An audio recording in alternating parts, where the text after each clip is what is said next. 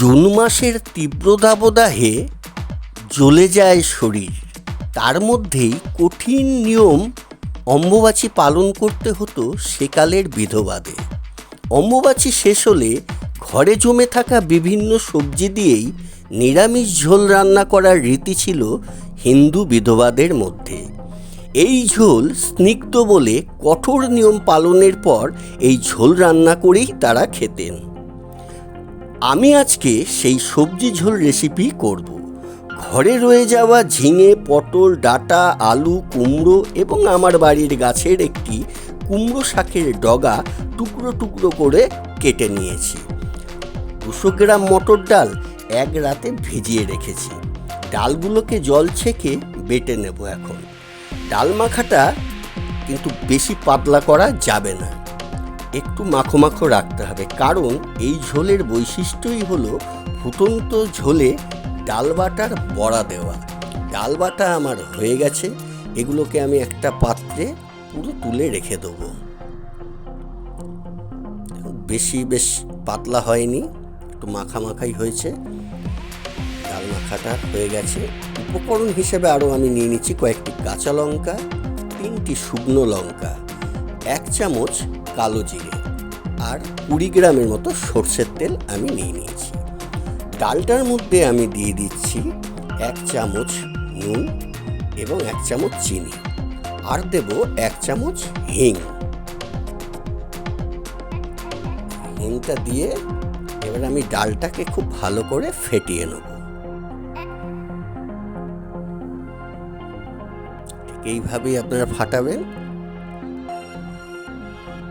ডালটাকে আমি ঢেকে পুরো আলাদা সাইড করে রাখলাম।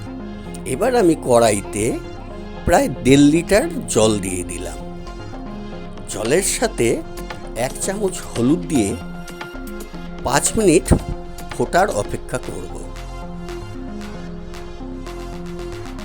হলুদটাকে জলের সাথে ভালো করে মিশিয়ে দিয়ে ফুটে যাবার পর আমি প্রথম পর্যায়ে সবজি হিসাবে দিয়ে দিচ্ছি আলু আর ডাঁটাগুলো। একবারে সমস্ত সবজি দেওয়া যাবে না, 5 মিনিট পর আবার দিয়ে দিলাম। এবার আমি পটলগুলো দিয়ে আবার আমি ঢেকে রাখবো। সমস্ত রান্নাটাই ঢেকে হবে। তারপরে ঝিঙে দিয়ে দিলাম। এবার দিয়ে দেবো আমি কুমড়ো আর কুমড়ো শাকটা দিয়ে আবার একটু উল্টে পাল্টে নাড়িয়ে 5 মিনিট আবার ঢেকে রেখে দেবো। সম্পূর্ণ রান্নাটাই ঢেমে আছে, ঢেকে করতে হবে, যেহেতু এটা ভাপা সবজি।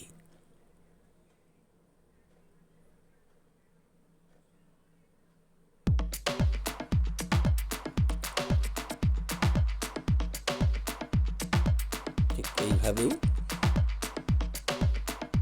এবার আমি এর মধ্যে দিয়ে দিচ্ছি স্বাদ মতো নুন, আর এতে আমি একটু চিনি দেবো, একটু বেশি করে, কারণ নিরামিষ সবজিতে একটু মিষ্টি ভাব হলে বেশ ভালো লাগে, বিশেষ করে এই ভাপা সবজিতে। দিয়ে আমি ঢেকে 10 মিনিট অপেক্ষা করব।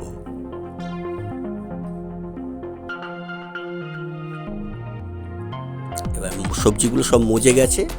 এইবার হচ্ছে আসল খেলা। বাটা ডালটাকে ঠিক এইভাবেই উপরে বড়া করে করে দিয়ে দেবো। খেয়াল রাখতে হবে একটার গায়ে যেন একটা না লেগে যায়। দিয়ে আবার ঢেকে দিলাম। 5 মিনিট পর খুললাম, বড়াগুলো বেশ শক্ত হয়ে এসেছে। এবার দ্বিতীয় পর্যায়ে যেটুক ডাল বাটা রয়েছে আবার আমি এইভাবেই ফাঁকা ফাঁকা জায়গাতে দিয়ে দিলাম। আপনারা এই সবজিটা সবাই করে খান, অন্য কোনো পদ লাগবে না। আমার মেয়ে মাছ মাংস ছাড়া ভাতই খায় না, এই সবজি দিয়ে পুরো ভাতও খেয়ে নিয়েছে। এবার ওই কাঁচা লঙ্কাগুলোকে দিয়ে পুরো 10 মিনিট আমি ঢেমে আছে রান্না হতে দেবো। পুরো রান্নাটাই ঢেকে করবেন, ভালো লাগবে। ততক্ষণে আমি একটা ফোড়ন রেডি করে নিচ্ছি। 20 গ্রাম সর্ষের তেল ফ্রাইং প্যানে দিয়ে তার মধ্যে 3টে শুকনো লঙ্কা আর 1 চামচ কালো জিরে, এটাকে গরম করে নেব।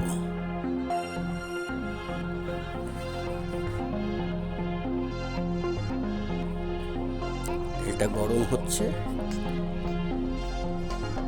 আগেকার দিনে অম্বুবাচীর পরে বিধবা নারীরা এই সবজিটাই করে খেতেন, কারণ এর স্বাদ আপনার রুচি বদলে দেবে।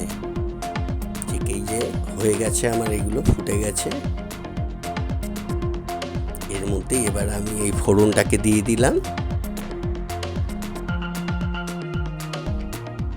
এবার আলতো করে একটু নেড়ে নিয়ে ঠিক একটু চেপে চেপে বসিয়ে দিচ্ছি। আবার আমি ঢেকে দেবো। এটা হচ্ছে ফাইনাল রান্না, একদম তৈরি হয়ে গেছে।